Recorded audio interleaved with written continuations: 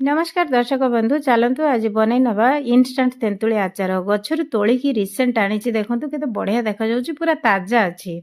ताको पानी रे परिष्कार करिकी भल करी धोई नेली धोई नेकी गोटे पॉलिथिन रे पुरै नेबी गोटे पॉलिथिन रे पुरै नेबे 24 घंटा पई डीप फ्रिज रे छाड़ी देबे डीप फ्रिज रे रखिला परे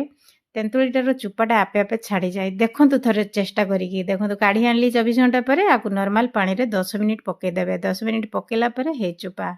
आपे आपे छाड़ी जाउची देखंतु जेमति लागुची सिझा हिची किछि करा हैनी आपण माने ट्राई करी देखंतु जदि न होबो मते लेखिबे तो ताकू वर्तमान मंजी गुडा को काढी नबा गोटे धारुआ जिनस नेबे मु तो छुरी नैची आपण माने जहा चाहिबे ताहा नेबे कि धार थिबो जेमति कटि जाउथबो मंजी गुडा को सब बाहरी गला देखंतु केते बढ़िया तापर तार गोटे चीनी पाग करवा खटा खाइबा तो किसी लोक भल पाती आ किसी लोक भल पाती जो मैंने भल पाती से पाटर पानी तो आसीज तेंतुली आचार देखिले देखते एपटे चीनी पागर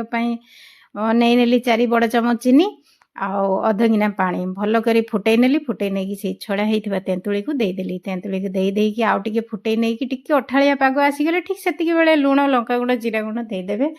देदेकी आउ टे नोटई देकी एपट सेपट तापर काढ़ी आनबे हे गला तेंतुली आचार केते बढ़िया देखा जाउची जेमती टेस्ट बहुत बढ़िया लागुची पाटर पानी आसी होउची ना बस एमती करिकी खातु थरे बहुत टेस्ट लागिवो